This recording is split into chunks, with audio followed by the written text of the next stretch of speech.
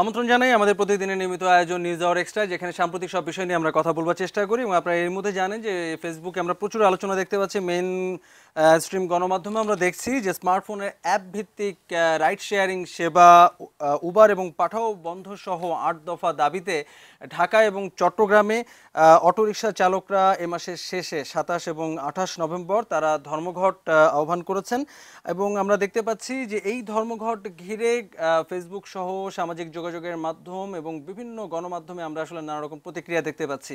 এই বিষয়টি নিয়ে আজকে কথা বলতে চাই এবং আমাদের ফোন নম্বর আপনারা নিশ্চয়ই জানেন যে 81892188 এই নম্বরে আপনি চাইলে ফোন করে আপনার মতামতও দিতে পারেন এবং আমাদের ফোন খোলা আছে। আপনি চাইলে আপনার মতামত, আপনার অভিযোগ, আপনার যে কোনো পরামর্শ আমরা শুনতে আগ্রহী। এবং একই সঙ্গে আমাদের স্টুডিওতে আছেন ৪ জন অতিথি। ঢাকা স্টুডিওতে আছেন সিএনজি অটোরিকশা শ্রমিক ঐক্যের ঢাকা ও চট্টগ্রাম জেলার সদস্য সচিব সাখাওয়াত হোসেন দুলাল এবং চট্টগ্রাম স্টুডিওতে আছেন যাত্রী কল্যাণ সমিতির মহাসচিব মোজাম্মেল হক চৌধুরী এবং দুজন পাঠাও এবং উবার ব্যবহারকারীকে আমরা পেয়েছি, দুই তরুণ, একজন শাকিল মাহবুব যিনি গ্রে অ্যাডভার্টাইজিং এর সিনিয়র এক্সিকিউটিভ এবং আরেকজন বাইসাইকেল অ্যাক্টিভিস্ট ফুয়াদ আহসান চৌধুরী। ৪ জনকে ধন্যবাদ জানাই আজকে আমাদের সঙ্গে আলোচনায় যুক্ত হওয়ার জন্য। আমরা ৪ জনের কাছে এক এক করে যাব। প্রথমে যেতে চাই যথারীতি সাখাওয়াত হোসেন দুলাল। দুলাল ভাই, আমরা গত কয়েকদিন আপনার কথা আমরা শুনেছি যে ধর্মঘট ঘিরে যে আলোচনাগুলো হচ্ছে, আপনারা সংবাদ সম্মেলনও করেছেন এবং এ মাসের ২৭-২৮ আপনাদের ধর্মঘটের কথা আমরা আসলে জানছি এবং নানা রকম প্রতিক্রিয়াও আসলে আমরা পাচ্ছি, আপনারাও নিশ্চয়ই পাচ্ছেন। কেমন সাড়া পাচ্ছেন এই ধর্মঘট ঘিরে? কি কি প্রতিক্রিয়া আপনাদের কাছে পৌঁছাচ্ছে? আসলে বিষয় হচ্ছে ধর্মঘট কিন্তু অ্যাপস ভিত্তিক পরিবহনকে প্রধানভাবে আমরা বিরোধিতা না, আমরা কিন্তু ৩ নাম্বার দাবি। এটা ১ নাম্বার দাবি হচ্ছে ৯ বছর মেয়াদ দেওয়া হয়েছিল সিএনজি অটোরিকশা যখন বাংলাদেশে আসে। ৩ ট্রামে প্রথম ১ বছর করে, দ্বিতীয়বার ৪ বছর, এভাবে ৬ বছর মেয়াদ বাড়ানো হয়েছে। বাড়ানোর পরে ১৫ বছর মেয়াদ হয়েছে। তখন কিন্তু বুয়েট বলে দিয়েছে যে এর চেয়ে আর বাড়ানো যায় না। কিন্তু তারপরও ঢাকা এবং চট্টগ্রাম সিএনজি অটোরিকশা মালিক সমিতি একটা সিন্ডিকেট করে।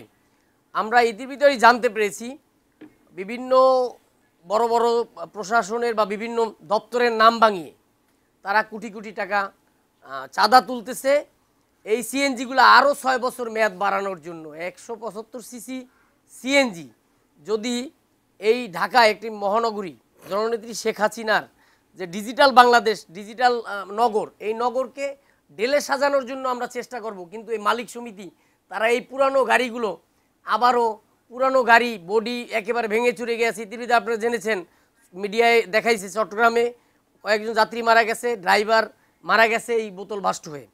এভাবে তারা যদি মেয়াদ আবারও বাড়ায়, যাতে বাড়াইতে না পারে, এর প্রতিবাদে আমরা চলন্ত বোমা আমরা গাড়ি শরীরে নিয়ে আমরা চলতে পারি না।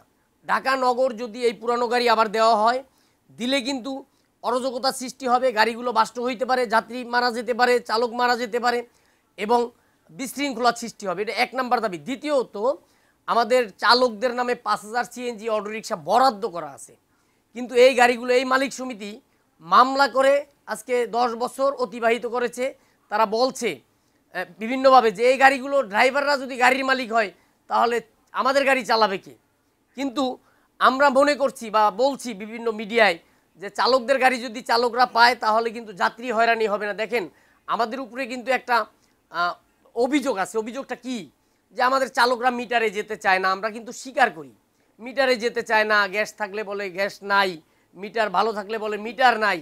কারণ কি? কারণ হইছে সরকার নির্ধারণ করছে ৯০০ টাকা গেজেটে পরিবহন আইনের, কিন্তু মালিক সমিতি দুই শিফটে ৩ শিফটে গাড়িগুলো চালায় এবং এই জামজটের শহরে 2 শিফটে যদি চালায় ৭০০ ১৪০০ টাকা তারা জমা নেয়। 3 শিফটে চালাইলে রাত্রেও তারা গাড়ি কিন্তু রোডে দেয়, তাহলে ৩ সাথে ২১০০ টাকা। আমার এই চালকরা এই ২১০০ টাকা জমা দিয়ে গাড়ি চালাইতে চায় না। আর আপনারা জানেন, মিরপুর থেকে পুরান ঢাকায় আসতে ২ থেকে ২.৫ ঘন্টা লাগে। জামজটের ভিতরে ১০০ কিলোমিটারের বেশি গাড়ি চালানো যায় না সারাদিনে। ১০০ কিলোমিটার গাড়ি চালালে মাত্র ১২০০ টাকা ইনকাম হয়। তার জমা যদি ১৪০০ বা ২১০০ টাকা দেই, আমার চালকরা কিভাবে তার বেতন নিবে, কিভাবে গ্যাসের টাকা দিবে এবং বিভিন্ন চাঁদাবাজি আছে পরিবহনে, আপনারা জানেন। আমরা কিন্তু প্রধান দাবি দিয়েছি যে চালকদের নামে যে 5,000 সিএনজি অটোরিকশা দ্রুত চালকদের দেওয়া হোক। চট্টগ্রামে আমাদের 4,000 সিএনজি সিলিং করা আছে, এই সিলিংগুলোও চালকদের মাঝে বিতরণ করা হোক। দুলাল ভাই, আপনি প্রথম যে দুটো দাবির কথা বলেন খুবই ন্যায্য এবং আপনার কথা যুক্তি আছে, এটা একদম স্বীকার করছি। কিন্তু আপনাদের 3 নম্বর দাবিটি ছিল উবার এবং পাঠার মতো অ্যাপ নির্ভর পরিবহন সেবা বন্ধ করা। 4 নম্বর ছিল খসড়া পরিবহন আইন থেকে শ্রমিক স্বার্থ বিরোধী ধারা বাতিল। 5 নম্বর ছিল ড্রাইভিং লাইসেন্স নবায়নের ব্যবহারিক পরীক্ষা বন্ধ করায়। এই বিষয়ে জানতে চাই, ব্যবহারিক পরীক্ষা কেন বন্ধ হবে এটা জানতে চাই আপনার কাছে। অনুমোদনবিহীন পার্কিংয়ের জন্য মামলা না করা, এটা তো একটা ভয়াবহ দাবি। এই দাবি কেন আপনারা করছেন? চালকদের হয়রানি বন্ধ করা, এটা বলতে আপনারা কি বোঝাচ্ছেন? নিবন্ধিত অটোরিকশা চালকদের ঢাকা জেলা সব জায়গায় চলাচলের অনুমতি দেওয়া। সংক্ষেপে যদি আমাদেরকে বলেন যে এই দাবিগুলো সম্পর্কে আপনি আসলে কি বলতে চান। পার্কিংয়ের ব্যবস্থা নাই ঢাকায় কোনো জায়গায়, কিন্তু নো পার্কিংয়ে মামলার অভাব নাই। প্রত্যেকটা গাড়িতে আপনারা একটু তথ্য নেবেন, 4-5টা নো পার্কিংয়ে মামলা আছে। মামলাগুলো চালকদের পয়সা দিয়ে কিন্তু শেষ করতে হয়, মালিকরা কিন্তু এই টাকাটা দেয় না। এই কারণে বলছি যে পার্কিংয়ের ব্যবস্থা করেন, তারপরে নো পার্কিংয়ে মামলা দেন। এবং এই যে অ্যাপসের যে বিষয়টা বলছেন, আমরা কিন্তু 100% বলছি না যে অ্যাপস তুলে দিতে হবে। আমরা ডিজিটাল পদ্ধতিতে সব কিছু আপডেট হোক, আমরাও চাই অ্যাপস চলুক। তবে অনুমোদনহীন, আপনি কি চান বা যারা মিডিয়ায় বিভিন্নভাবে লেখালেখি করতেছে যে আমরা অ্যাপসের বিরুদ্ধে আন্দোলনে যাচ্ছি, ধর্মঘট করতেছি, শুধু অ্যাপসের বিরুদ্ধে না, আমাদের 8টা দাবির ভিতর অ্যাপস মাত্র একটা, 7টা দাবি কিন্তু যৌক্তিক দাবি, অ্যাপসও যৌক্তিক। আমরা কিন্তু সরকারের ব্যাট দেই, ট্যাক্স দেই। সরকার একটা নীতিমালায় আনুক, অ্যাপসে গাড়ি চালানোর জন্য নীতিমালায় আনুক, আমরাও তাহলে সিএনজি অটোরিকশাকে অ্যাপসে দিব। আমাদের চালকরা যাত্রী হয়রানি করবে না, আমরা নিয়মিত অ্যাপসে গাড়ি চালাবো। অসুবিধা কি? যদি আমার চালক যদি ন্যূনতম 500 টাকা বেতন পায়, তাহলে তো সে গাড়ি চালানো বন্ধ করবে না। দুলাল ভাই, অনেক ধন্যবাদ। আমরা মোটামুটি একটা সারাংশ পেলাম আপনার বক্তব্য থেকে। আমরা অবশ্যই আপনার কাছে ফিরবো, কারণ আমার আসলে কোনো নির্দিষ্ট কোনো প্রশ্ন নেই। আমাদের আরো 3 জন অতিথি রয়েছেন, আমরা এই 3 অতিথি নিশ্চয়ই অনেক পর্যবেক্ষণ দেবেন, আমরা সেগুলোর হয়তো আপনার কাছে জবাব চাওয়ার চেষ্টা করব। যেতে চাই যাত্রী কল্যাণ সমিতির মহাসচিব মোজাম্মেল হক চৌধুরীর কাছে। মোজাম্মেল হক চৌধুরী, আমরা সাখাওয়াত হোসেন দুলালের কিছু কথা আসলে শুনলাম এবং আমরা জানি যে সিএনজি অটোরিকশা সেবা বিষয়ে বহু দিনের কিছু অভিযোগ জমা হয়ে আছে যাত্রীদের। আপনি কি আসলে বলবেন এই ধর্মঘটের বিষয়ে আসলে আপনারা কি ভাবছেন, এবং দুলাল ভাই যে কথাগুলো বললেন, যে পয়েন্টগুলো বললেন, সে বিষয়ে আসলে আপনার পর্যবেক্ষণগুলো কি? ধন্যবাদ আপনাকে। আমরা মোটা দাগে যেটা দেখেছি, তাদের যে দাবি দেওয়া, তার মধ্যে অনেকগুলো দাবি দেওয়া অত্যন্ত যৌক্তিক, কিন্তু বেশিরভাগই তারা শুধুমাত্র তাদের স্বার্থগুলোই এখানে প্রাধান্য দিয়েছে। তারা কিন্তু যাত্রী সেবার মান উন্নয়নে এখানে কিন্তু কোন রকমের দাবি দেওয়া তারা আনেনি। তারা এই অতীতে যে নৈরাজ্য চালিয়েছে, এই নৈরাজ্য কিভাবে কমাবে, এইরকম কোন সুনির্দিষ্ট দাবি নেওয়া কিন্তু তাদের এই দাবি দেওয়ার মধ্যে আমরা লক্ষ্য করিনি। একদিকে মালিকরা এতদিন সিন্ডিকেটের মধ্য দিয়ে যে সমস্ত ঢাকা এবং চট্টগ্রাম মহানগরীতে 13,000 করে 26,000 অটোরিকশা চালাচ্ছিল এবং দীর্ঘদিন যাবৎ এখানে সিলিং বন্ধ রাখার মধ্য দিয়ে একটা কৃত্রিম সংকট সৃষ্টি করে যাত্রীদের জিম্মি করেছিল, এবং জিম্মির মধ্য দিয়ে আমাদেরকে সরকার নির্ধারিত ভাড়ার চেয়ে অনেক গুণ বাড়তি ভাড়ায় যেমনটি যাতায়াত করতে হয়, তেমনটি আমার প্রয়োজনে এই সিএনজি অটোরিকশাটা যাতায়াত করেন না। সেই জায়গাতে তারা নো পার্কিং এর বিষয়টা এখানে নিয়ে এসছেন। নো পার্কিং এর মামলার বিরুদ্ধে আমি মনে করি এই অটোরিকশাগুলো এবং ট্যাক্সি ক্যাবগুলো চলমান থাকা উচিত। এটা কোনো জায়গায় যদি পার্কিং এর ব্যবস্থা করা হয়, এটা একটা একান্ত সুশৃঙ্খলার জন্য শুভ উদ্যোগ, কিন্তু আমরা মনে করি এটা যাত্রী হয়রানির উদ্যোগ। কেননা যদি পার্কিং এর ব্যবস্থা করা হয়, এমনিতে রাস্তার পাশে বসে আরামসে বসে চেয়ারের উপর পা তুলে দিয়ে তারা যাত্রীরা কোনো গন্তব্যে যেতে বললে যায় না। এমনকি একটা অসুস্থ রোগীও যদি রাস্তার পাশে আহাজারি করে, তারা কিন্তু তাদের মন গামে না। আমরা বারবার দেখেছি মালিকরা চালকদের বিরুদ্ধে অভিযোগ দিচ্ছে, চালকরা মালিকদের বিরুদ্ধে অভিযোগ দেয়, কিন্তু প্রকৃতপক্ষে এই সেক্টর থেকে যাত্রী সাধারণ হয়রানি ছাড়া অন্য কিছু পায়নি। এবং আগামী দিনে যে তারা 5,000 অটোরিকশা চায় বা অটোরিকশার মেয়াদ বৃদ্ধি চায়, কিন্তু এখানে যাত্রী সেবার মান উন্নয়নের জন্য সুনির্দিষ্ট কোনো পরিকল্পনা এখনো পর্যন্ত সরকারের পক্ষ থেকে যেমনটি নির্ধারণ করা হয়নি, তেমনটি এই যে আমাদের যারা মালিক সমিতি বা শ্রমিক সংগঠন, তাদের পক্ষ থেকেও কোনো নির্দেশনা আসেনি। আজকে এমতো অবস্থায় যখন পাঠাও বা উবারের মতো একটা প্রতিষ্ঠান যাত্রী সেবার এই গ্যাপগুলোকে পূরণের লক্ষ্যে কাজ করছে, যখনই এখানে যাত্রী এবং এই যে অ্যাপস এর মধ্য দিয়ে সমন্বয় ঘটিয়ে যাত্রী সাধারণ এখানে কিছুটা সুফল পাচ্ছে এবং এই নগরীর যানজট নিরসনে এবং গণপরিবহনের সংকট নিরসনে একটা উল্লেখযোগ্য ভূমিকা রাখছে, তখন তারা আমরা অতীতের মতোই দেখছি তারা একটা ইস্যুকে সামনে এনে এই সমস্ত জনবান্ধব বা যাত্রী বান্ধব, যাত্রী সেবার বান্ধব এই সমস্ত পরিকল্পনাগুলোকে, এই সমস্ত কার্যক্রমগুলোকে নস্যাৎ করার জন্য অন্য ইস্যুগুলোকে সামনে নিয়ে এসে শাক দিয়ে মাছ ডাকার মতো তারা একটা এখানে সুকৌশলে পাঠাও এবং উবারের বিরুদ্ধে লেগে পড়েছে। আমরা মনে করি জনগণ তাদের এই সিন্ডিকেটের মধ্যে জিম্মি হয়ে গেছে। এই জিম্মি দশা থেকে উত্তরণের জন্য পাঠাও উবারের মতো আরো অ্যাপ ভিত্তিক পরিবহন সেবা বাংলাদেশে নামানো উচিত এবং একটা কোম্পানি ভিত্তিক। আমরা এখনো স্পষ্ট বলতে চাই, সাখাওয়াত ভাই বলেছেন তারা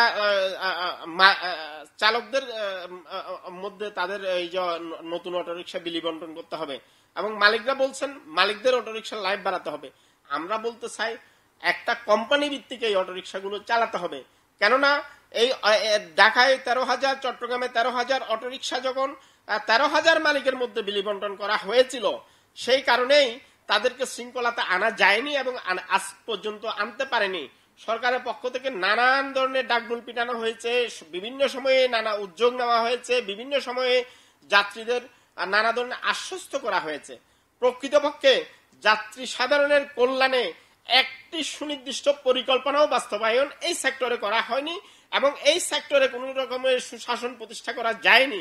আমরা সেই কারণে বলবো, যদি এই অটোরিকশা উচ্ছেদ করে নতুন অটোরিকশা নামাতে হয়, একটা কোম্পানি ভিত্তিক নামাতে হবে এবং ওই কোম্পানিকে যাতে মনিটরিং এর মধ্য দিয়ে এই নগরীতে একটা যাত্রী বান্ধব পরিবহন সেক্টর গড়ে তোলা যায়, তার জন্য একটা সুনির্দিষ্ট উদ্যোগ নিতে হবে। অন্যথায় যাত্রী সাধারণ যেভাবে ফুঁসে উঠছে, যাত্রী সাধারণ আজকে যেভাবে তিক্ত বিরক্ত হয়ে যাচ্ছে, তার মধ্য দিয়ে কি হচ্ছে, তার মধ্যে দিয়ে প্রাইভেট কারের দূরত্ব বাড়ছে, তার মধ্যে দিয়ে মোটরসাইকেলের দূরত্ব বাড়ছে। ঢাকা শহরের ইতিহাসে আমরা যখন দেখি গত 2 বছরে প্রায় 5 লক্ষ মোটরসাইকেল ঢাকার যানবাহনের বহরে যুক্ত হয়েছে। প্রতিদিন এখানে 400 প্রাইভেট গাড়ি ঢাকার যানবাহনে নতুন করে যুক্ত হচ্ছে। এগুলো তাদের হয়রানির মধ্য দিয়ে এই সেক্টরে আসলে মানুষের যে অস্বস্তির প্রতিফলন এটা ঘটছে বলে আমি। অনেক ধন্যবাদ মোজাম্মেল ভাই, আবারও ফিরবো আপনার কাছে। আপনি বেশ কয়েকটি পয়েন্ট বলেছেন, আপনার কাছেও আমাদের বেশ কিছু পয়েন্ট জানবার রয়েছে। আমরা এই পর্যায়ে একটু টেলিফোনে যুক্ত হতে চাই। আমাদের সঙ্গে যুক্ত হচ্ছেন ঢাকা মহানগর অটোরিকশা ব্যবসায়ী মালিক সমিতির সভাপতি বরকতুল্লাহ বুলু, তিনি আমাদের সঙ্গে টেলিফোনে রয়েছেন। বুলু ভাই, ধন্যবাদ আমাদের সঙ্গে আলোচনায় যুক্ত হওয়ার জন্য। আমরা কিছুক্ষণ আগে সিএনজি অটোরিকশা শ্রমিক ঐক্য পরিষদের সদস্য সচিব সাখাওয়াত হোসেন দুলালের কথা শুনছিলাম। তিনি তাদের 8 দফা দাবির ব্যাখ্যা দিচ্ছিলেন এবং সেখানে আমরা যেটা দেখলাম যে চালকদের নানা অসুবিধার কথা তিনি আসলে বলছিলেন এবং বলছিলেন যে সেখানে আসলে মালিক পক্ষের সঙ্গে এক ধরনের একটা জটিলতা রয়ে গেছে যে মালিকরা বেশি জমা আদায় করেন, এটির পূর্ণ অভিযোগ আমরা আসলে বিভিন্ন সময় এটা শুনে আসছি এবং এই কারণে তাদের পক্ষে এই জমার টাকা ওঠানোটা অনেক সময় কঠিন হয়ে যায় এবং তারা দাবি করছেন যে তাদের নামে 5,000 ঢাকা শহরে এবং চট্টগ্রামে 4,000 অটোরিকশা বিতরণ করা হোক, বরাদ্দ যেটি রয়েছে। তো এই বিষয়ে আপনাদের বক্তব্যটা কি একটু জানতে চাই। একই সঙ্গে যে ধর্মঘটের কথা আমরা শুনতে পাচ্ছি যে 27 এবং 28 নভেম্বর, সেই ধর্মঘটকে আপনারা আসলে কিভাবে দেখছেন, একটু যদি আপনার প্রতিক্রিয়াটা আমাদেরকে জানান। ধন্যবাদ। জি, আমি প্রথমে জানতে চাই যে দুলাল সাহেবের পরিচয়টা কি, উনি কোন সংগঠন থেকে ওখানে কথা বলতে গেলেন? আচ্ছা, সেটা আমি আপনাকে আগেও বলেছি যে ঢাকা ও চট্টগ্রাম জেলার সিএনজি অটোরিকশা শ্রমিক ঐক্য পরিষদে তিনি সদস্য সচিব এবং গত কয়েকদিন আমরা গণমাধ্যমে তার বিভিন্ন কথাও শুনতে পাচ্ছি এবং আজকেও তিনি আমাদের সঙ্গে কিছু কথা বলেছেন। আমরাও পত্রপত্রিকায় দেখতেছি উনি ওনাকে বিশাল এক নেতা বলে পরিচয় দিচ্ছেন, কিন্তু আমার হাতে একটা কাগজ আছে, সেখানে আমি দেখতেছি উনি মিশুক মালিক শ্রমিক ইউনিয়নের নেতা। তো মিশুক তো ঢাকা শহরে নাই, ওনার নেতৃত্ব কোথায়? আচ্ছা, এটা একটা প্রশ্ন। এই প্রশ্ন নিশ্চয়ই আমরা হয়তো এটা অন্যভাবে আমরা আলোচনা করতে পারি, কিন্তু আপনার কাছে আসলে জানতে চাচ্ছি যে এই যে ধর্মঘটটা যে ডাকা হয়েছে, এই ধর্মঘট বিষয়ে মানে আপনাদের বক্তব্যটা কি, এবং আপনি যে প্রশ্নটি রেখেছেন সেই প্রশ্নের বিষয়ে আমরা দুলাল ভাইয়ের কাছে আবারও জানতে চাইবো। আপনি একটু আপনাদের ধর্মঘট বিষয়ে আপনার প্রতিক্রিয়া, বা যে অভিযোগগুলো করা হচ্ছে অভিযোগগুলো কিন্তু পুরনো, যে মালিকরা বেশি জমা রাখেন, সরকারের নির্ধারিত জমার যে হার তার চেয়ে বেশি জমা রাখেন, এই কারণে চালকদের হয়তো এই টাকাটা ওঠানো অনেক কঠিন হয়ে যায়, যে কারণে তারা যাত্রীদের কাছ থেকে বেশি টাকা আদায় করেন। তো এই বিষয়গুলো সম্পর্কে আপনারা কি ভাবছেন, কি বলছেন?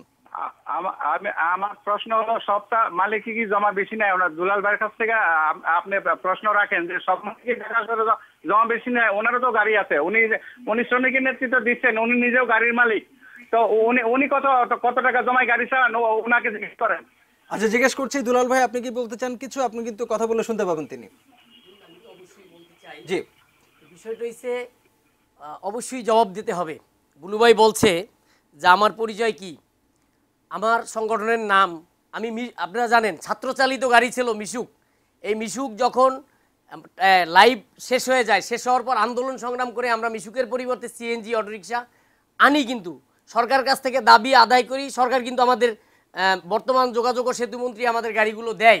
এখানেও কিন্তু এই বুলু সাহেব সিন্ডিকেট করেছে, তার মালিক সমিতি সিন্ডিকেট করে কয়েকশো গাড়ি, ওনার সাধারণ সম্পাদক ওনার নাম হয়েছে মোশারেফ হোসেন, উনি 400 গাড়ি অ্যাপ্লিকেশন করেছে বিআরটিএ। আপনারা যদি তথ্য নেন, এবং আইনে আছে, শ্রম দপ্তরের আইনে আছে, একটা পরিবহন সংগঠন যদি মিশুক শ্রমিক ইউনিয়ন থাকে, এখানে নাম পরিবর্তন করা যায়। আমরা কিন্তু নাম পরিবর্তন করেছি। এবং আমার প্রশ্ন বুলু ভাইয়ের কাছে, আপনার সকল মালিকরাই সিন্ডিকেট করেছে। আপনারা চালকদের নামে 5000 গাড়ি 2001 সালে বরাদ্দ হয়েছিল, আপনারা মামলা করে একে একে আজকে 12 বছর আমাদের পিছিয়ে দিয়েছেন। পিছিয়ে দেওয়ার পর কিন্তু এখনও আপনারা বিআরটি এর চেয়ারম্যানের নাম ভাঙিয়ে, আমি আরেকটা পরিচয় দিই, আমি কিন্তু বাংলাদেশ সড়ক পরিবহন শ্রমিক ফেডারেশনের কেন্দ্রীয় নেতা, এবং আমি ঐক্য পরিষদের সদস্য সচিব, শুধু ঢাকায় না চট্টগ্রাম সহ। কিন্তু আমি প্রশ্ন করতে চাই বুলু ভাইকে, আপনি ঢাকা শহর খালি হাতে এসেছিলেন, আজকে 8-10টা ফ্ল্যাটের মালিক কিভাবে হয়েছেন? এবং আপনি দুলাল ভাই আপনাকে একটু থামাচ্ছি, আমরা আসলে অন্য প্রসঙ্গে চলে যাচ্ছি। আমরা একটু অবশ্যই ফিরবো আপনার কাছে। আমরা আবার একটু বুলু ভাইয়ের কাছে যাই। বরকতুল্লাহ বুলু, আমরা আসলে একটু মানে পুরো ব্যাপারটাতে এক ধরনের ব্যক্তিগত বা হয়তো সাংগঠনিক বিরোধের আসলে একটা গন্ধ পাচ্ছি। আমরা আসলে ওই প্রসঙ্গে যেতে চাই না আজকের এই আলোচনা। আজকে আমাদের আলোচনার বিষয় আমরা একটু যাত্রীদের কল্যাণ, যাত্রীদের সুযোগ সুবিধা, যাত্রী সেবার মান নিয়ে আমরা একটু আজকে থাকতে চাই। একটু কি বলবেন যে আমরা কিন্তু আসলে চালকদের পক্ষ থেকে এক ধরনের একটা অভিযোগ পেলাম যে মালিকদের বেশি ভাড়া আদায়ের কারণে হয়তো তারা যাত্রীদের সঙ্গে সবসময় হয়তো বেশি মানে কম ভাড়া বা ন্যায্য ভাড়াটা আদায় করতে পারেন, এরকম একটা কথা কিন্তু এসছে এবং বিভিন্ন সময় আমরা শুনে এসেছি।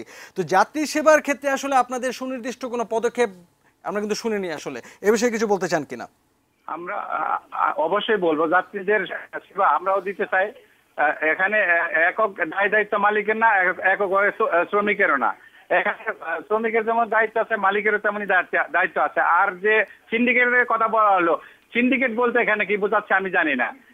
প্রত্যেকটা মালিক আলাদাভাবে মালিক। এখানে একজন মালিকের সাথে আরেকজন মালিকের কোনো সম্পর্ক নাই, সেখানে সিন্ডিকেট হওয়ার তো কোনো সুযোগই নাই। আর দ্বিতীয় কথা, উনি যেটা বললো আমার 8-10টা ফ্ল্যাট আছে, ওনাকে বাকি আমার একটা ফ্ল্যাট বাদে বাকি যে ফ্ল্যাট গুলা ওনাকে দিতে হবে, না হলে ওনাকে আমি ছাড়বো না। তো উনি এই ধরনের অতিরিক্ত কথা বললে নেতা শাস্তি চাচ্ছেন, ওনাকে ছাড় দেওয়া হবে না। 8 দফা দাবি শ্রমিক ঐক্য পরিষদের পক্ষ থেকে দেয়া হয়েছে। এই দাবিগুলো নিশ্চয়ই আপনি জানেন, এই দাবিগুলো বিষয়ে কি আপনার কিছু বলার আছে কিনা? এই দাবিগুলোর মধ্যে কিছু কিছু দাবি তো আমাদেরও দাবি। আমরা যখন ধর্মঘট দিচ্ছি তখন আমাদেরও এর মধ্যে বেশ কিছু দাবি ছিল। আর কিছু কিছু দাবি, যেমন জেলার গাড়ি সারা জেলা অর্থাৎ মেট্রোপলিটন এলাকা সহ সমস্ত জায়গায় চালানোর জন্য উনি বলছেন, এটা আমরা মানবো না। কারণ ঢাকা মেট্রোর জন্য আলাদা গাড়ি আছে, সেই গাড়ি ঢাকা মেট্রোতে চলবে। জেলার কোনো গাড়ি ঢাকা শহরে ঢুকতে পারবে না, এটা অবৈধ গাড়ি। জেলার গাড়ির আলাদা পারমিট আছে, যে জেলার গাড়ির যে জেলার পারমিট আছে সেখানে চলতে হবে, ওই গাড়ি ঢাকা শহরে ঢুকতে পারবে না। আচ্ছা, আরেকটি বিষয়, যে 8টি দাবি করা হয়েছে সেই 8টি দাবির মধ্যে গত কয়েকদিন ধরে সবচেয়ে বেশি যেটা আলোচিত হচ্ছে সব মহলে, সেটা হলো 3 নম্বর দাবি, উবার এবং পাঠাওয়ার মতো অ্যাপ নির্ভর পরিবহন সেবা বন্ধ করা। এই বিষয়ে আপনাদের অবস্থান কি? আমরা উবারের বিরুদ্ধে কোন রকম কথা বলতে চাই না। আমরা উবারের বিরুদ্ধে নই, কারণ উবারের নীতিমালা তৈরি হচ্ছে। এটা এই নীতিমালার মধ্যে অলরেডি নীতিমালা প্রায় চূড়ান্ত পর্যায়ে আছে। নীতিমালা তো তৈরি হওয়ার পরে নীতিমালা দেখে আমরা কথাবার্তা বলবো। এই মুহূর্তে উবারের বিরুদ্ধে আমি কোনো কিছু কথা বলবো না। আরেকটি বিষয়, সেটা হলো ব্যবসায়িক একটি প্রসঙ্গ জানতে চাই আপনার কাছে। সেটি হলো যে গত কয়েক মাসে বা কয়েক বছরে উবার এবং পাঠাও ঢাকা শহরের মতো শহরে যে জনপ্রিয় হয়ে যাওয়ার পর থেকে আমরা দেখছি যে আগে যেরকম সিএনজি অটোরিকশার মতো গণপরিবহনের উপর একচ্ছত্র যে একটা নির্ভরতা ছিল নগরবাসীর, সেই নির্ভরতা অনেকখানি কমে গেছে। এখন বিপুল সংখ্যক মানুষ তারা কিন্তু উবার এবং পাঠাওর উপর ঝুঁকে পড়ছেন। এর ফলে সিএনজি অটোরিকশার চালকরাই বলছেন যে তাদের ডিমান্ড কমে গেছে। আজকে গণমাধ্যমে আমরা দেখছি যে অনেকে আগে যেরকম হয়তো অনুনয় বিনয় করতে হতো চালকদের সঙ্গে যে চলুন একটি গন্তব্যে আমরা যাই, এবং 20 টাকা 50 টাকা বাড়িয়ে দেওয়ার একটা ব্যাপার হয়তো আমরা দেখতাম, এবং অনেক সময় যে বাড়িয়ে দেওয়ার পরও সিএনজি অটোরিকশা ওঠার পরে চালক বলতেন যে সার্জেন্ট যদি ধরে তাহলে অবশ্যই বলবেন না যে আমরা বেশি টাকায় যাচ্ছি, এরকম একটা অনুরোধ চালকদের পক্ষ থেকে করা হতো। তো সাম্প্রতিক কয়েক মাস ধরে আমরা দেখছি যে ব্যাপারটা নেই, এবং চালকরা আসলে কোনো রকম টিপও পাচ্ছেন না, কারণ বেশিরভাগ মানুষ পাঠাও এবং উবারের প্রতি ঝুঁকে পড়েছেন। তো ব্যবসায়িকভাবে আপনারা কিছুটা ঝুঁকির মুখে পড়েছেন, এই ব্যাপারটাকে আপনারা কিভাবে দেখছেন? আমি সহজভাবে উত্তরটা দিতে, সেগুলো পাপ করলে প্রায়শ্চিত্ত করতে হবে। আমাদের চালকরা অনেক পাপ করছে, মানুষকে অনেক হয়রানি করছে। আমরাও একেবারে না, আমরাও চালকদের কাছ থেকে কিছু কিছু মালিক আছে যারা অনৈতিকভাবে ব্যবসা করে, দুই শিফটে গাড়ি চালায় এবং জমা নেয়। আমরা তাদের বিরুদ্ধে আমরা শ্রমিক ইউনিয়নের নেতাদের বলছি, আমরা যৌথভাবে ওই সমস্ত মালিকদের শাস্তি দেই, কিন্তু সরকারের তরফ থেকে আমাদেরকে সহযোগিতা করা হয় না। বিআরটিএ এবং পুলিশ প্রশাসন আমাদের কোনো রকম সহযোগিতা করে নাই। যদি করতো তাহলে আজকে এই বদনামের ভাগিদার হতো না। যাত্রী সেবা বাড়ানোর লক্ষ্যে আপনারা সুনির্দিষ্ট কি পদক্ষেপ নিয়েছেন?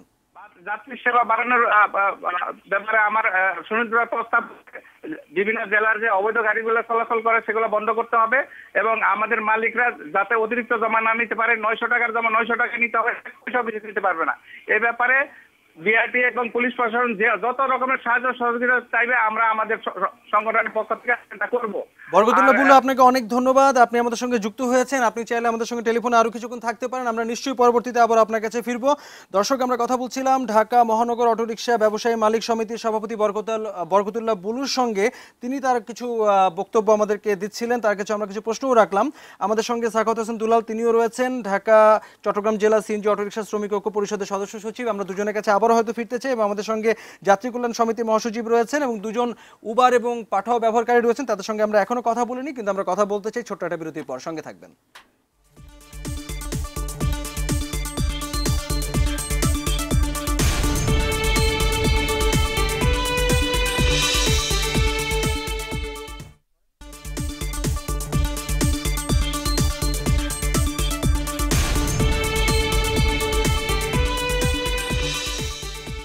আরও একবার ফিরলাম নিউজ আওয়ার এক্সট্রা। আজকে আমরা বেশ গরম একটি আলোচনা চলছে, খুব জনগুরুত্ব সম্পন্ন বিষয়। আমরা কথা বলছি উবার পাঠাও ঠেকাও, এটি আজকে আমাদের আলোচনার বিষয়। আমাদের সঙ্গে বেশ কয়েকজন অতিথি রয়েছেন।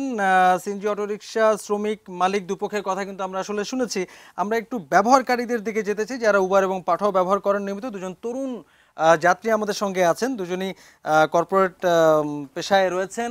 আমরা তাদের মতামত এক এক করে জানতে চাই। প্রথমে যেতে চাই শাকিল মাহবুবের কাছে। আমরা কিন্তু দুপক্ষের কথা শুনেছি, কিন্তু এরই মধ্যে শুনে কি মনে হচ্ছে আপনার? জি, শাকিল মাহবুব। ধন্যবাদ নরজ ভাই। আসলে যেটা শুনলাম, দুই পক্ষই এখানে আছেন। এই অভিযোগগুলো পাল্টা অভিযোগ, এই অভিযোগগুলো আজকে নয়, অনেক আগের। এবং আজকে আমরা হয়তো উবার পাঠাও ইউজার, কিন্তু একটা সময় কিন্তু আমরা এই সিএনজির ইউজারও ছিলাম।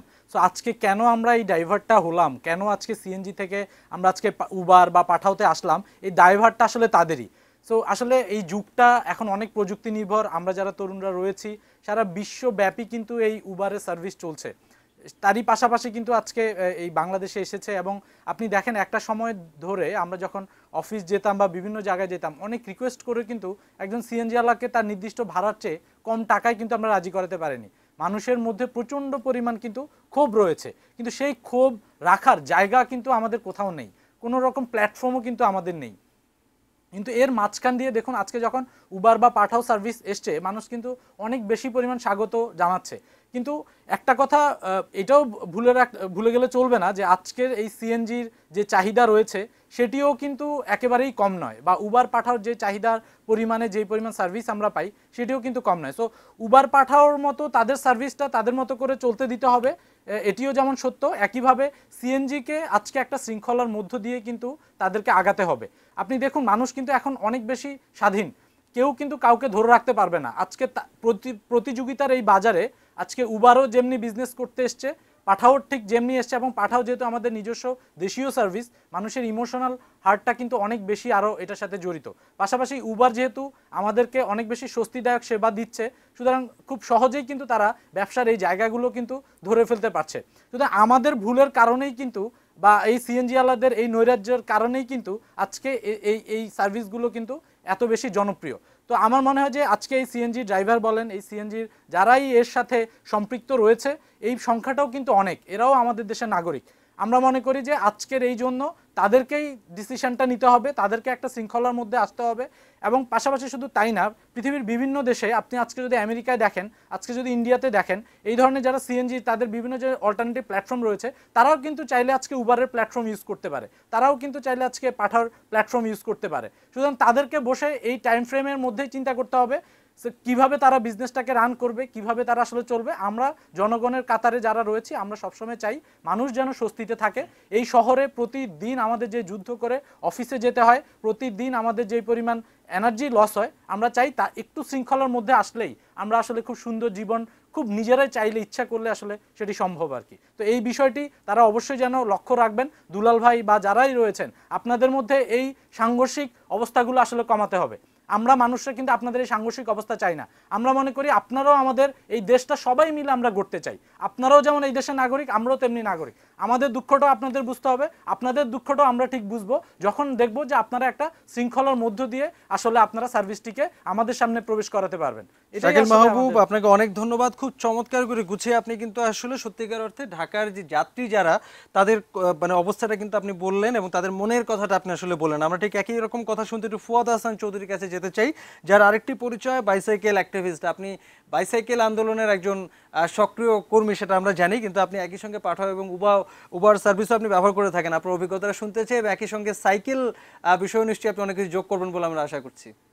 ধন্যবাদ নরোজ ভাই, ধন্যবাদ সবাইকে। পাঠাও উবারের প্রশংসা আসলে আমরা মুখে বললে হবে না, এটা দেখতে হবে যে এটা কত তাড়াতাড়ি মানুষের কাছে জনপ্রিয় হয়েছে। এই অল্প কয়েক মাসের ভিতর আমরা অনেকেই যারা সিএনজিতে চলতো তারা ডিপেন্ডেন্ট হয়ে গিয়েছে পাঠাবে, হু করে পাঠাবে রাইডার বাড়ছে বা উবারের গাড়ি বাড়ছে। এটা সিএনজিদের বুঝতে হবে যে কেন আমরা এই নতুন সার্ভিসটুকু ওয়েলকাম করছি। আমরা একজন ভালো সিএনজিওয়ালা রাস্তায় পাই না, ওনাদের ভিতর মানবিক বোধগুলো মনে হচ্ছে নাই।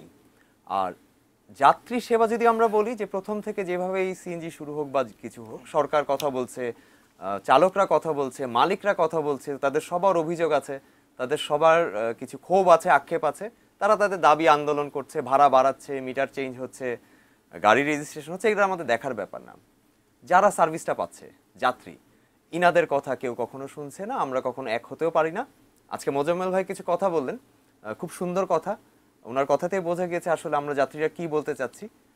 সো এই নৈরাজ্যের অংশটুকু থেকে অবশ্যই বের হয়ে আসতে হবে।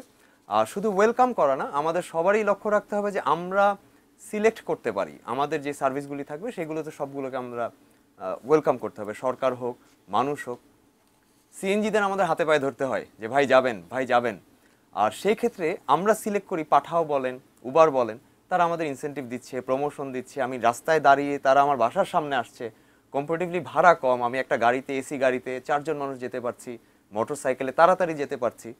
উপরন্তু আমি রাইডার সিলেক্ট করতে পারি যে এই গাড়ির উবারের ড্রাইভারের রেটিং কত, ভালো হলে আমি তাকে রিসিভ করব, অ্যাকসেপ্ট করবো, ভালো না হলে করবো না। সিএনজিতে দেখেন তাদেরকে আমরা যদি হাসপাতালের সামনে থেকে রোগী নিয়ে যেতে হয়, তাদের মানবিক দিকটা জিরো। এরকম আপনি শয়ে শয়ে কেস পাবেন যে কেউ সিএনজিওয়ালাদের পক্ষে নাই, তারা আমাদের সাথের মানুষ, প্রতিদিন আমাদের সেবা দিচ্ছে, কেন তারপর আমরা তাদের পাশে পাই না বা তারা আমাদেরকে পাশে পাচ্ছে না।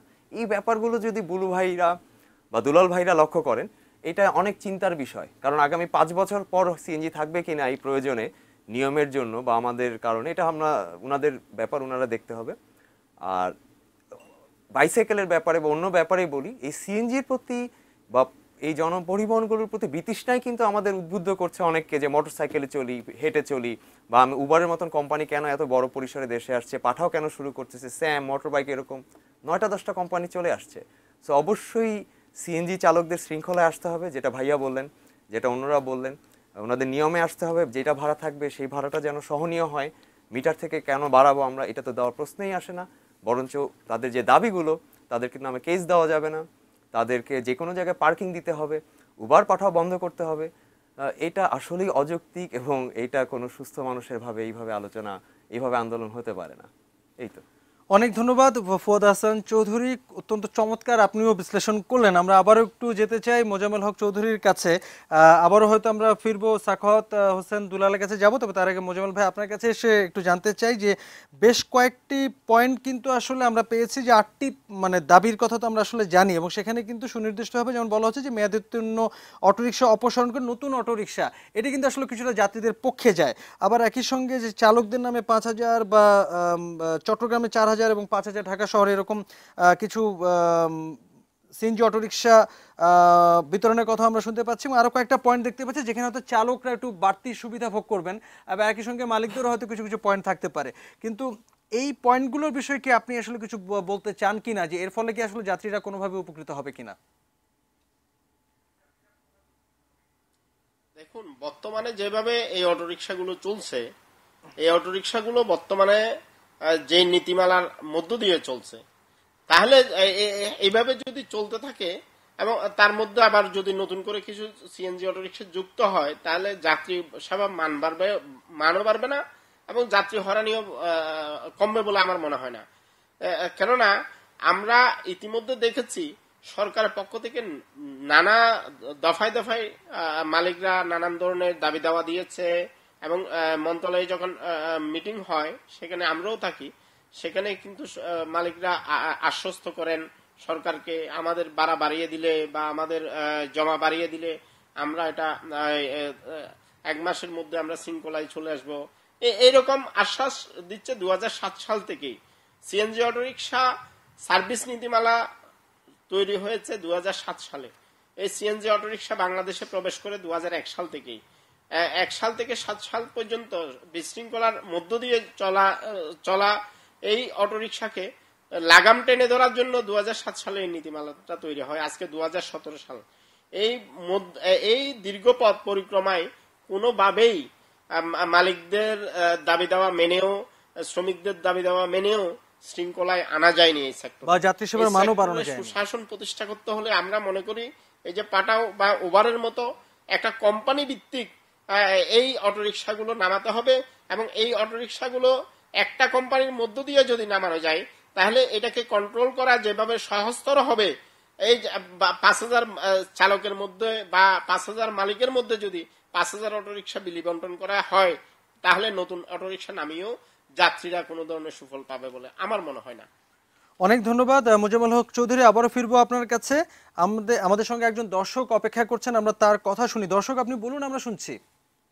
আসসালামু আলাইকুম। আসসালাম। জি, আমার প্রশ্ন হলো বুলু ভাইয়ের কাছে এবং দুলাল ভাইয়ের কাছে, জি, যে তারা যে সিএনজি সার্ভিস আমাদের দিচ্ছে, সিএনজি এর জন্য গভর্নমেন্ট মিটারের জন্য নির্ধারণ করে দিয়েছে ভাড়া, তারপরেও তারা একটা গন্তব্যে যেতে চাইলে তো যাবেই না এবং 3 ডাবল ভাড়া চায়, এবং যদি অসুস্থ রোগী থাকে তাহলে 3 ডাবল থেকে 4 ডাবল হয়।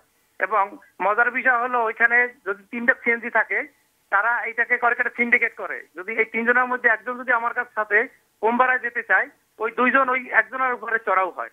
তাহলে এরা কেমন সেবা? এই ক্ষেত্রে উবার এবং পাঠাও আমাদেরকে অনেক আপডেট করছে এবং আমাদের প্রয়োজনের চাহিদা মিটাচ্ছে। এই জন্য আমরা সিএনজি চাই না, বাংলাদেশের সিএনজি দরকার নেই, আমাদের উবার পাঠাও। অনেক ধন্যবাদ দর্শক। আমরা একটু সাখাওয়াত হোসেন দুলাল আপনার কাছে ফিরছি, এবং দর্শক আসলে যে পয়েন্টটি আসলে বলছিলেন, এবং এরকম কিন্তু অনেক প্রতিক্রিয়া গত কয়েকদিনে আমরা আসলে ফেসবুকের বিভিন্ন মানুষের স্ট্যাটাস থেকে দেখেছি যে আপনাদের এই ধর্মঘটের কথা শোনার পর থেকে অনেকে কিন্তু স্বাগত জানিয়েছেন। তারা বলছেন যে আপনাদের এই ধর্মঘট অনির্দিষ্টকালের জন্য চলুক, সারা জীবন চলুক। অনেকে কিন্তু এই কথা বলে স্ট্যাটাস দিচ্ছেন, এবং তারা বলছেন যে সিএনজি অটোরিকশা বন্ধ হয়ে গেলে ঢাকা শহরে কারো কোনো অসুবিধা হবে না, কারণ পাঠাও রয়েছে, উবার রয়েছে, স্যাম রয়েছে, আমার বাইক সহ এরকম অনেক রকম বিকল্প সেবা রয়েছে। তো এই যে ক্ষোভ, এই যে হতাশার জায়গা, যেমনটি আসলে কিছুক্ষণ আগে ফুয়াদ হাসান চৌধুরী বলছিলেন যে দীর্ঘদিন ধরে কিন্তু সিএনজি অটোরিকশার চালকরা তারা কিন্তু সেবা দিচ্ছেন, তারপরও মানুষের সহানুভূতি জায়গাটা তারা আসলে আদায় করতে ব্যর্থ হয়েছেন, এবং বিশেষ করে যাত্রীদের দুরবস্থার সুযোগ নেওয়া, এক ধরনের জিম্মি করা, এই ব্যাপারটির কারণে সিএনজি অটোরিকশা চালকদের এই ধর্মঘটে সাধারণ যাত্রীদের সেই অর্থে সরাসরি বা পরোক্ষ কোনো রকম সমর্থন নেই। এই ব্যাপারটা কি আসলে আপনারা কি আসলে বুঝতে পারেন কিনা, বা আপনাদের কাছে কি মনে হয়? বিষয়টা হচ্ছে, আমরা কিন্তু প্রথমেই বলছি যে মালিকরা একটা সিন্ডিকেট করেছে, সরকার নির্ধারিত, দেখেন গাড়িগুলো যখন আসে প্রথম গাড়ির জমা ছিল মাত্র 300 টাকা, মালিকরা নিত 600 থেকে 700 টাকা। এই ধারাবাহিকতায় 3 থেকে 4 ধাপে গাড়ির জমা বেড়েছে। এবং আমি কিন্তু প্রথম স্বীকার করেছি যে দেখেন, কথা না বললে হয় না। আমরা সিএনজি চালকদের, অনেক চালকরা কিন্তু লজ্জাও পায় কথা বলতে, যে কোনো পরিচয় দিতে গেলে, ভালো একটা অনুষ্ঠানে গেলেও যদি বলে এই আপনি কি করেন, যে সিএনজি চালাই, অনেকে কিন্তু টিটকারি দেয় যে ভাই 10 টাকা বাড়ায় দিব। কেন দেয়? যে আমরা কিন্তু শিকার হয়ে গেছি। এবং একটু আগে শ্রদ্ধার সাথে বলতে চাই, বুলু ভাই আমাকে কিন্তু সে হুমকি দিয়েছে রীতিমতন। এবং তারা কিন্তু সিন্ডিকেট, প্রশ্ন কি বলছে, সিন্ডিকেটটা কি, এই যে হুমকি শুধু আমাকে না, ঢাকা শহরে যতগুলো ট্রেড ইউনিয়ন তৈরি হয় কোনো নেতারা থাকে না, তাদের ভয়ে তারা হুমকি দেয় যে কোনো সময় মানুষ মেরে ফেলতে পারে, এই জাতীয় হুমকি দিয়ে। এই কারণে আমি শ্রদ্ধার সাথে বলতে চাই, যদি এই সিএনজি অটোরিকশা সেক্টর ধ্বংস হয় তাহলে এই মালিক সমিতির তাদের কার্যক্রমের জন্যই হবে। আমি এই পাঠা ওভারের ব্যাপারে কিন্তু আমরা এক সুনির্দিষ্ট বলছি যে আমরা এই পাঠা ওভারের বিপক্ষে না, তবে একটা নীতিমালা দরকার আছে। আমি সবার কাছে বলতে চাই যে দেশ উন্নতর দিকে যাচ্ছে, কিন্তু আমরা কিন্তু দুলাল ভাই একটা প্রশ্নের জবাব দেবেন, যে সেটা হলো যে মালিকরা বেশি জমা আদায় করছেন, এটা অত্যন্ত পুরনো অভিযোগ এবং বহুবার সরকারের নানা পক্ষের সঙ্গে কিন্তু চালক এবং মালিক পক্ষের বৈঠক হয়েছে এবং তারা কিন্তু একটু ভাড়া বাড়িয়েছেন বা ভাড়া হার নির্ধারণ করেছেন এবং শেষ পর্যন্ত আপনারা কিন্তু চাপ দিচ্ছেন এই বাড়তি জমা দেওয়ার জন্য, আপনারা কিন্তু চাপ দিচ্ছেন, আপনারা কিন্তু মালিক পক্ষকে চাপটা না দিয়ে আপনারা দিচ্ছেন যাত্রীদের উপর, যাত্রীদের কাছে প্রতিদিন কিন্তু আপনারা চাপ দিচ্ছেন, বাড়তি ভাড়া আদায় করছেন। এই চাপটা কেন আপনারা মালিক পক্ষের উপর দিচ্ছেন না? আমরা মালিক পক্ষের উপর দেওয়ার জন্যই তো আজকে আন্দোলন ডেকেছি। কিন্তু পরিষ্কার পাঠা ওভারের নীতিমালাটা আসুক এবং এই আমরা সিএনজিতে টপ আইআই হ্যালো সিএনজি নামে একটা কোম্পানি, তারা কিন্তু চেষ্টা করতেছে আজকে 4 মাস যাবত, আমাদের সাথে কয়েকবার বৈঠক হয়েছে। এই প্রসঙ্গে নিয়ে দুলাল ভাই একটু ফিরতে বিস্তারিত শুনতে চাই আপনার কাছে, তবে আমাদের ছোট্ট বিরতি নেবার সময় হচ্ছে, পরে শুনবো আপনার কাছ থেকে। এবং একজন দর্শক আছেন, আমরা তার কথাটা বরঞ্চ শুনে বিরতিতে যাই। দর্শক আপনি বলুন, আমরা শুনছি। জি, আসসালামু আলাইকুম। আসসালাম, বলুন। জি ভাই, আমি খিলগাঁও থেকে বলছিলাম। কে বলছেন? সিএনজি চালক, খিলগাঁও থেকে। আচ্ছা, আপনি সিএনজি চালক, জি বলুন, শুনছি। জি ভাই, আমার প্রশ্নটা হলো যে এই যে উবার পাঠাওর যে দুইজন লোক আসছে ওনার স্টুডিওতে, ওনাদের কথা শুনে আমরা সিএনজি চালক, আমাদের মনে এত ভালো লাগলো যে ওনাদের ভিতরে মিল আছে, ওনারা আসলেই যাত্রী সেবার জন্য রোডে নামছে, ওনাদের কথা শুনেই বোঝা যাচ্ছে। বাট আমাদের যে দুইজন নেতা, এই যে বরকতুল্লাহ বুলু সাহেবকে আপনারা ফোন দিচ্ছেন, ওনার যে বক্তব্য, প্লাস এই যে শ্রমিক ইউনিয়নের যে নেতা আছে ওনার যে বক্তব্য, এই বক্তব্যের কারণে ওনাদের উপর তো আমরা সিএনজি ড্রাইভার হয়ে ওনাদের উপরেই মন মেজাজ আমাদের খারাপ হচ্ছে। ভাইয়া, এখন বিষয় হলো যে আমরা সিএনজি চালক, আমরা সিএনজি চালান শিখছি, আমাদের এখন পাঠাও আসছে, উবার আসছে, ডিজিটাল বাংলাদেশ হওয়াতে, কিন্তু আমরা সিএনজি চালকটা এখন কি করব?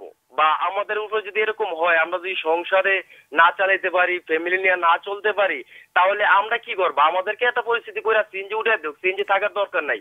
এতই যেমন সিএনজির প্রতি অভিশাপ, এতই যেমন জ্বালা যন্ত্রণা, এতই অভিযোগ, তাহলে এটাকে উঠে দেব না। উঠে দিয়ে আপনার কাছে আমি একটা প্রশ্ন রাখতে চাই, সেটা হলো যে এই যে যাত্রী সেবা নিয়ে নানা রকম অভিযোগ আমরা শুনতে পাচ্ছি এবং সিএনজি চালকদের প্রতি যেটা ইন্তার অভিযোগ, তারা মিটারে যেতে রাজি হন না, বাড়তি ভাড়া দাবি করেন এবং যাত্রীদেরকে এক ধরনের জিম্মি করেন, এই অভিযোগ বিষয়ে আপনি তো একজন সিএনজি চালক, আপনার কাছে কি মনে হয়, আপনি এই বিষয়ে কি জবাব দেবেন?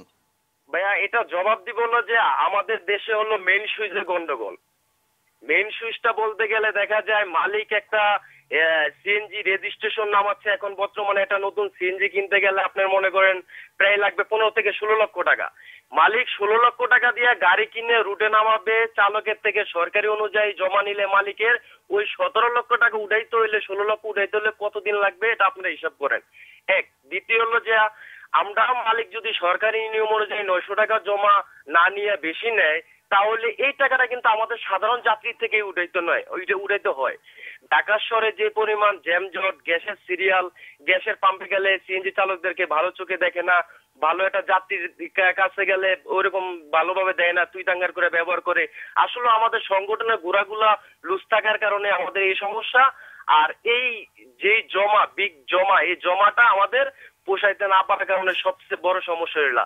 এই সমস্যার জন্য আপনারা কাকে দায়ী করেন? সেটা কি শ্রমিক পক্ষ বা আপনারা যারা চালক তাদের নেতা বা নেতৃত্বে কি কোনো সংকট রয়েছে? আপনি কিছুক্ষণ আগে আপনার নেতৃত্বের প্রতি এক ধরনের হতাশা ব্যক্ত করছিলেন, আপনি কি মনে করেন যে আপনাদের যারা নেতৃত্বে আছেন তারাই আসলে দায়ী, তারা কোনোভাবে মালিকদের উপরে তারা চাপ সৃষ্টি করতে পারছেন না? জি ভাইয়া, এটা মানে এখানের ভিতরে কিন্তু ভাইয়া এই যে সমস্যাটা হলো যে ওনারা যদি একদম যে সিএনজি চালক, সিএনজি ব্যবসা করে, যে মালিক সমিতির যে সমস্ত নেতারা আছে তারাও কিন্তু সিএনজির ব্যবসা করে, এবং শ্রমিক ইউনিয়নের যে সমস্ত নেতা আছে তারাও কিন্তু ব্যবসা করে। তারা ইউনিয়ন যেরকম করে ইউনিয়নের কাজ করে, আবার যখন সিএনজির ব্যবসা করে তখন আবার ড্রাইভারকে ওইরকম আচরণ করেই তারা জমা নেয়। হ্যাঁ, তো ওনাদের প্রতি আমাদের কোনো নাই, কিন্তু বিষয় হলো যে যাতে মালিক সমিতি ভালো করে আমাদেরকে শ্রমিকদেরকে নিয়ে, যে ওদেরকে দিয়ে আমরা ইনকাম করছি, ওদেরকে দিয়ে এত কিছু করছি, তাহলে ওদেরকে কাছে নিয়ে এখন সামনের দিকে যা পিছনে গেছে উবার পাঠাও যেমন আমাদের বিপক্ষে এখন আমছে। আচ্ছা, এই উবার পাঠাও বিষয়ে আপনার সরাসরি অভিজ্ঞতাটা জানতে চাই, খুব সংক্ষেপে বলবেন যে উবার এবং পাঠাও 1 বছর ধরে ঢাকার রাস্তায় আমরা দেখতে পাচ্ছি, এর ফলে আপনারা সরাসরি কিভাবে ক্ষতিগ্রস্ত হচ্ছেন? ক্ষতিগ্রস্ত হচ্ছে মানে একদম দেখা যায় আমরা গাড়ি এক জায়গায় গাড়ি নিয়ে দাঁড়াইলাম, আমরা বুঝতেই পারি একটা পাবলিক যখন দেখা যায় রোডের সাইডে দাঁড়ায় মোবাইল টিপে আছে, কতক্ষণ পরে একটা হোন্ডা আসলো বা একটা উবার গাড়ি আসলো, উঠে সামনে দিয়ে চলে গেল, তখন কিন্তু অ্যাকচুয়ালি মনটা অনেক খারাপ হয় যে এটা তো আমাদের সিএনজি জাতি, এটা ওরা 1 বছর আগে আসলে এরকম পরিস্থিতি ছিল না, তখন হয়তো অনেকেরই অনুনয় বিনয় করতেন যে চলুন এক জায়গায় যাই, আপনারা হয়তো অনেক ক্ষেত্রে রাজি হতেন না, কিন্তু এখন আসলে পরিস্থিতি বদলে গেছে।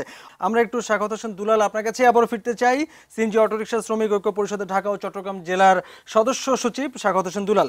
একজন সিএনজি চালক ফোন করেছিলেন এবং তিনি কিন্তু আসলে নেতৃত্বের প্রতি এক ধরনের অনাস্থা ব্যক্ত করলেন, মালিক এবং শ্রমিক দুপক্ষের প্রতি আসলে অনাস্থা ব্যক্ত করলেন। এই বিষয়ে আসলে আপনার বক্তব্য জানতে চাই। পাশাপাশি একটু আমরা গত কয়েকদিন ধরে শুনছি যে উবার, পাঠাও, স্যাম, আমার বাইক এরকম আসলে অ্যাপ ভিত্তিক যে শেয়ারিং, রাইড শেয়ারিং যে ব্যাপারগুলো রয়েছে, সেবাগুলো রয়েছে ঢাকা শহরে, এরকম সিএনজি অটোরিকশাগুলোকেও আসলে এক ধরনের অ্যাপের আওতায় নিয়ে আসা যায় কিনা, এরকম একটা কথা শুনতে পাচ্ছিলাম। এই বিষয়ে আসলে আপনার কাছে কোনো তথ্য রয়েছে কিনা, এগুলো জানতে চাই।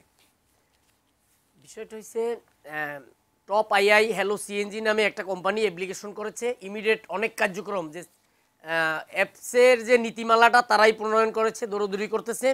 আমরা 4 মাস যাবৎ ফিল্ডে কাজ করতেছি, আমরা নিজেরাও চাই যে একটা নগর যাতে সুন্দরভাবে চলুক, ডিজিটালভাবে চলুক। অনেকগুলো মিটিং হয়েছে, ওই মিটিংয়ে আমরা আমাদের শ্রমিক ঐক্য পরিষদের যে সংগঠনগুলো আছে, বেসিক ইউনিয়ন, সবাই আমরা চেষ্টা করতেছি সিএনজি অটোরিকশাগুলো যাতে অ্যাপসে চলে। কিন্তু মালিক সমিতির নেতৃবৃন্দকে ওই সংগঠন বারবার মিটিংয়ে ডেকেছে, কিন্তু ওরা মিটিংয়ে বসে আবার কিন্তু তারা উইঠা যায়। কারণ কি? কারণ হচ্ছে তারা যে ভাড়ার যে সিন্ডিকেটটা অ্যাপসের ভিতর আসলে কিন্তু ওই সিন্ডিকেট আর থাকবে না, সরকারি নির্ধারিত ভাড়া নিতে হবে, অ্যাপসের কোনো পদ্ধতি আছে, কিন্তু তারা কিন্তু ওই মিটিংয়ে একটা জায়গায় থাকছে না। কয়েকবার আমি সহকারে অনেকবার মিটিংয়ে বসছি মালিক সমিতির সাথে একটা হোটেলে, কিন্তু ওই মিটিং থেকে তারা কিন্তু বারবার উঠে গিয়েছে, তারা চায় না যে অ্যাপস হোক। আমরা কিন্তু বলছি যে অ্যাপস আসুক, আমরাও সিএনজি অটোরিকশা অ্যাপসে চালাইতে চাই, তবে ন্যূনতম মালিকের যাতে 900 টাকা জমা নির্ধারিত জমাটা পায়, একজন চালক যাতে 5 থেকে 700 টাকা জমা পায়। অনেক ধন্যবাদ স্বাগত হোসেন দুলাল। আমরা আসলে আপনার কথা শুনলাম এবং শেষ পর্যন্ত আসলে আমরা নীতিমালার চেয়ে বেশি হয়তো সাধারণ যাত্রীরা যেটা বলছেন, তারা হয়তো যাত্রী সেবার মানটা হয়তো বাড়ুক, এটাই তারা হতে চান। 4 জন অতিথি ছিলেন, 4 জনকে ধন্যবাদ। আমাদের সঙ্গে ছিলেন স্বাগত হোসেন দুলাল, সদস্য সচিব সিএনজি অটোরিকশা শ্রমিক পরিষদের ঢাকা ও চট্টগ্রাম জেলার সদস্য সচিব, Grey Advertising senior executive Shakil Mahbub, bicycle activist Fuad Hasan Chowdhury, ছিলেন যাত্রী কল্যাণ সমিতির মহাসচিব মোজাম্মেল হোসেন চৌধুরী। 4 জনকে ধন্যবাদ আমাদের সঙ্গে আলোচনায় যুক্ত হওয়ার জন্য। দর্শক, আমরা কথা বলছিলাম নিজের এক্সা, যেখানে আজকে আমরা কথা বলছিলাম উবার, পাঠাও, ঠেকাও এই বিষয়টি নিয়ে, এবং সাম্প্রতিক যে ধর্মঘটের একটি ঘোষণা এসেছে সেই বিষয়ে আমরা আসলে নানা জনের প্রতিক্রিয়া এবং বিশ্লেষণ শুনছিলাম। আজকের আলোচনা এ পর্যন্তই। এরপরে রয়েছে আমাদের পরবর্তী আয়োজন পলিটিক্স প্লাস, যেখানে সহকর্মী প্রভাস আমিন অপেক্ষা করছেন দুজন অতিথি নিয়ে। চলে যাচ্ছি প্রভাস আমিনের কাছে। নওরোজ, আপনাকে অনেক ধন্যবাদ। খুবই জরুরি জনগুরুত্ব সম্পন্ন বিষয় নিয়ে আপনি কথা বলছিলেন। আমরা দীর্ঘদিন ধরে সাধারণ মানুষ সিএনজি চালকদের কাছে জিম্মি হয়েছিলাম। উবার এবং পাঠাও এসে আমাদের সেই জিম্মি দশা থেকে মুক্তি দিয়েছে। মানুষের এখন পছন্দ বেছে নেওয়ার স্বাধীনতা আছে। এখন ওনারা যতই বলুক সেই জায়গায় আর বা আমাদের ফিরিয়ে নিতে পারবে না আশা করি। তবে আমি কথা বলবো আসলে আরও জটিল পরিস্থিতি, যেটা নিয়ে জানেন গত 25 আগস্টের পর থেকে রোহিঙ্গারা যে বাংলাদেশে প্রায় 6 লাখের উপরে রোহিঙ্গা এসেছে, তাদের কিভাবে ফিরিয়ে দেওয়া যায় সেই বিষয়টি নিয়ে আমরা মিয়ানমারে আসেম সম্মেলন শুরু হয়েছে আজকে 2 দিনের। সেখানে চীন আজকে 3 দফা একটি সমস্যা সমাধানের একটা ফর্মুলা দিয়েছে। সেই ফর্মুলা কতটা কার্যকর হতে পারে কি পারে না সেটা নিয়ে আমি কথা বলবো। 2 জন নতুন অতিথি যোগ দিবেন আমার সাথে একটু পরে। ছোট্ট একটা বিরতি নিয়ে ফিরে আসছি।